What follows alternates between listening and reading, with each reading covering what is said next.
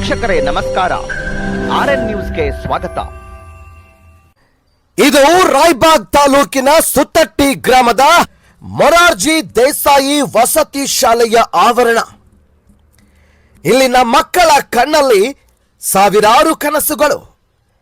ಇಂದು ಈ ಶಾಲೆಯ ಮುಕುಟಕ್ಕೆ ಹೊಸ ಗರಿಯೊಂದು ಸೇರ್ಪಡೆಯಾಗಿದೆ. ಆ ಗರಿಯೇ ಈ ಪ್ರತಿಭಾವಂತ ವಿದ್ಯಾರ್ಥಿನಿ ಮೇಘಾ ಸಾಳುಂಕೆ.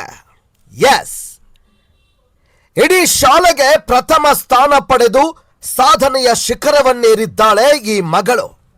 ಆದರೆ ಈ ನಗುವಿನ ಹಿಂದೆ ಅಡಗಿರುವ ನೋವು ಮತ್ತು ಹೋರಾಟದ ಕತೆ ಕಲ್ಲಿನಂತಹ ಮನಸ್ಸನ್ನು ಕರಗಿಸುವಂತಿದೆ ಕಣ್ರಿ.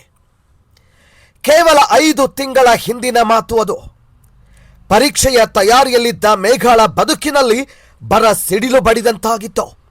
ತನ್ನ ಬೆನ್ನೆಲುಬಾಗಿ ನಿಂತಿದ್ದ ಪ್ರೀತಿಯ ಅಪ್ಪ ಸದಾಶಿವ ಸಾಳುಂಕೆ ಅವರನ್ನ ವಿಧಿಯ ಕ್ರೂರ ಹಸ್ತ ಕಸಿದುಕೊಂಡಿತ್ತು. ಅಪ್ಪ ನಿಲ್ಲದ ಜಗತ್ತನ್ನು ಊಹಿಸಲು ಆಗದ ಆ ಎಳೆ ಮನಸ್ಸು ಅಕ್ಷರಶಃ ಒಡೆದು ಹೋಗಿತ್ತು.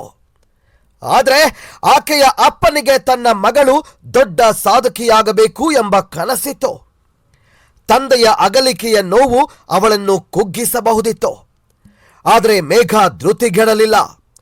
ತನ್ನ ಕಣ್ಣೀರನ್ನೇ ಶಕ್ತಿಯನ್ನಾಗಿ ಮಾಡಿಕೊಂಡ್ಳು.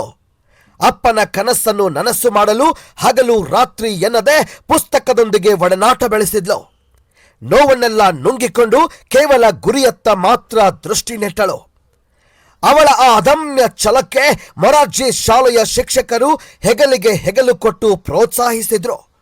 ಮತ್ತು ಊರಿನ ಹಿರಿಯರಾದ ಪರಸು ಕೋಲ್ಕಾರ್, ಲಕ್ಷ್ಮಣ್ ಮುತ್ತಪ್ಪ, ಮಹದೇವ್ ಈರ್ಗಾರ್, ಅಪ್ಪು ವಡ್ಡರ್, ವಿನೋದ್ ಪವಾರ್, ನಾರಾಯಣ್ ವಡ್ಡರ್, ರಾಜು ವಡ್ಡರ್, ಶಬ್ಬು ಮಲ್ಕರಿ, ಸುಜಾತ ವಡ್ಡರ್ ಮತ್ತು ಮೇಘಾಳ ತಾಯಿ ಸುಧಾ ಸಾಳುಂಕೆ, ಸುತ್ತಟ್ಟಿ ಗ್ರಾಮಸ್ಥರು ಮತ್ತು ವಡ್ಡರ ಸಮುದಾಯದವರು ಸೇರಿದಂತೆ ಅನೇಕರು ಮೇಘಾಳನ್ನು ಸತ್ಕರಿಸಿ ಸನ್ಮಾನಿಸಿದ್ರು. ಈ ವಿದ್ಯಾರ್ಥಿನಿಯ ಕನಸು ನನಸಾಗಲಿ, ತಂದೆಯ ಆಸೆಯಂತೆ ಆಕಾಶದ ಎತ್ತರಕ್ಕೆ ಬೆಳೆಯಲಿ ಎಂದು ನಾವು ಹಾರೈಸುತ್ತೇವೆ. ವರದಿ Shivanand BM, RN news, Raibag.